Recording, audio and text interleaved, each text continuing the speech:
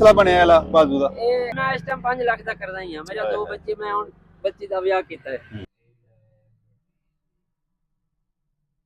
ਸੇ ਠੀਕ ਹੈ ਤੇ ਕੀ ਮਸਲਾ ਬਣਿਆ ਵਾਲਾ ਬਾਜ਼ੂ ਦਾ?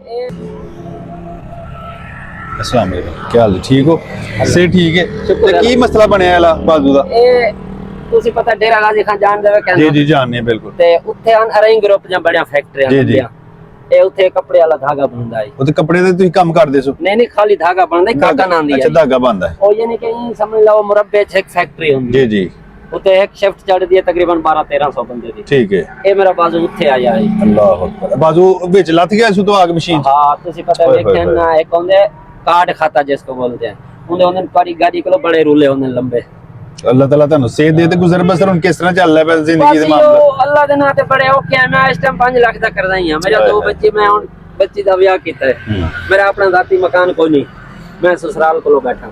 ਅੱਲਾਹ ਤਾਲਾ ਤੁਹਾਨੂੰ ਸਿਹਤ ਦੇ। ਕਿੱਥੇ ਜਾ ਰਹੇ ਹੋ ਹੁਣ ਨਮਾਜ਼ ਤੇ ਜਾ ਰਹੇ। ਮਾਸ਼ਾਅੱਲਾ ਜੀ, ਬੜੀ ਗੱਲ ਹੈ। ਨਮਾਜ਼ ਪੜਨ ਜਾ ਰਹੇ ਹੋ? ਆਏ ਕਿਸੇ ਕੋਲ ਬਾਜ਼ੂ ਨਹੀਂ ਵੀ ਹੈ ਤੇ ਨਮਾਜ਼ ਪੜਨ ਮਾਸ਼ਾਅੱਲਾ। ਅੱਲਾਹ ਤਾਲਾ ਮਕਸਦ ਹੈ ਸ਼ਾਲੀ ਬੜੀ खुशी हुई ਤੁਹਾਨੂੰ ਮਿਲ ਕੇ ਤੇ ਅੱਲਾਹ ਦੀ ਜ਼ਾਤ ਇਨਸ਼ਾਅੱਲਾ ਬਿਹਤਰ ਕਰੇਗੀ। ਜੇ ਅਗਰ ਛੋਟਾ ਮੋਟਾ ਕੰਮ ਕੋਈ ਸ਼ੁਰੂ ਕਰਨਾ ਚਾਹੋ ਤਾਂ ਕਿਹੜਾ ਕੰਮ ਐਸਾ ਜਿਹੜਾ ਤੁਸੀਂ ਕਰ ਸਕੋਗੇ ਇਸ ਟਾਈਮ? ਯਾਨੀ ਕਿ ਹੁਣ ਤੁਸੀਂ ਮੈਂ ਤੋਂ ਜ਼ਿਆਦਾ ਸਮਝਦਾਰ ਹੋਵੇ, ਇੱਕ ਹੱਥ ਨਾਲ ਤੁਸੀਂ ਖੁਦ ਵੀ ਸਮਝ ਸਕਦੇ ਹੋ ਕੀ ਕਰ ਸਕਦੇ ਹੋ ਤੁਸੀਂ, ਕਿਹੜਾ ਕੰਮ ਹੋਏ ਛੋਟਾ ਮੋਟਾ? ਯਾਨੀ ਕਿ ਅੱਗੇ ਮੈਨੂੰ ਇੱਕ ਬੰਦਾ ਇੱਥੇ ਆ ਜਾਈ ਹੂੰ ਕਿ ਤੈਨੂੰ ਮੈਂ ਕੂਲਰਾਂ ਦੀ ਦੁਕਾਨ ਲਾ ਦੇ। ਸਾ ਕੂਲਰ ਨਹੀਂ, ਇਹ ਪਾਣੀ ਵਾਲੇ ਜੀ।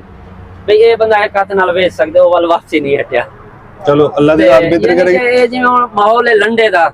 ਜੀ ਜੀ, ਕੋਈ ਨਾ ਕੋਈ ਛੋਟਾ ਮੋਟਾ ਕੰਮ ਹੋਏ ਜਿਹੜਾ ਤੁਸੀਂ ਬੈਗ ਕੱਲੇ ਹੱਥ ਨਾਲ ਵੀ ਕਰ ਸਕੋ।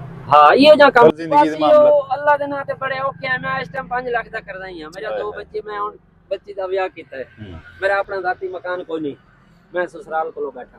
ਉਹਨਾਂ ਨੇ ਥੋੜੀ ਜਗ੍ਹਾ ਦੇ। ਕਿੱਥੇ ਜਾ ਰਹੇ ਹੋ ਹੁਣ ਨਮਾਜ਼ ਤੇ ਜਾ ਰਹੇ। ਮਾਸ਼ਾਅੱਲਾ ਜੀ, ਬੜੀ ਗੱਲ ਹੈ। ਨਮਾਜ਼ ਪੜਨ ਜਾ ਰਹੇ ਹੋ? ਆਏ ਕਿਸੇ ਕੋਲ ਬਾਜ਼ੂ ਨਹੀਂ ਵੀ ਹੈ ਤੇ ਨਮਾਜ਼ ਪੜਨ ਮਾਸ਼ਾਅੱਲਾ। ਅੱਲਾਹ ਤਾਲਾ ਮਕਸਦ ਹੈ ਸ਼ਾਲੀ ਬੜੀ ਖੁਸ਼ੀ ਹੋਈ ਤੁਹਾਨੂੰ ਮਿਲ ਕੇ ਤੇ ਅੱਲਾਹ ਦੀ ਜ਼ਾਤ ਇਨਸ਼ਾਅੱਲਾ ਬਿਹਤਰ ਕਰੇਗੀ। ਜੇ ਅਗਰ ਛੋਟਾ ਮੋਟਾ ਕੰਮ ਕੋਈ ਸ਼ੁਰੂ ਕਰਨਾ ਚਾਹੋ ਤਾਂ ਕਿਹੜਾ ਕੰਮ ਐਸਾ ਜਿਹੜਾ ਤੁਸੀਂ ਕਰ ਸਕੋਗੇ ਇਸ ਟਾਈਮ? ਯਾਨੀ ਕਿ ਹੁਣ ਤੁਸੀਂ ਮੈਂ ਤੋਂ ਜ਼ਿਆਦਾ ਸਮਝਦਾਰ ਹੋਵੇ, ਇੱਕ ਹੱਥ ਨਾਲ ਤੁਸੀਂ ਖੁਦ ਵੀ ਸਮਝ ਸਕਦੇ ਹੋ ਕੀ ਕਰ ਸਕਦੇ ਹੋ ਤੁਸੀਂ, ਕਿਹੜਾ ਕੰਮ ਹੋਏ ਛੋਟਾ ਮੋਟਾ? ਯਾਨੀ ਕਿ ਅੱਗੇ ਮੈਨੂੰ ਇੱਕ ਬੰਦਾ ਇੱਥੇ ਆ ਜਾਈ ਹੂੰ ਕਿ ਤੈਨੂੰ ਮੈਂ ਕੂਲਰਾਂ ਦੀ ਦੁਕਾਨ ਲਾ ਦੇ। ਸਾ ਕੂਲਰ ਨਹੀਂ, ਇਹ ਪਾਣੀ ਵਾਲੇ ਜੀ ਜੀ। ਬਈ ਇਹ ਬੰਦਾ ਇੱਕ ਹੱਥ ਨਾਲ ਵੇਚ ਸਕਦੇ ਹੋ, ਵੱਲ ਵਾਪਸੀ ਨਹੀਂ ਹਟਿਆ। ਚਲੋ ਅੱਲਾਹ ਦੀ ਜ਼ਾਤ ਬਿਹਤਰ ਕਰੇਗੀ। ਇਹ ਜਿਵੇਂ ਹੁਣ ਮਾਹੌਲ ਹੈ ਲੰਡੇ ਦਾ।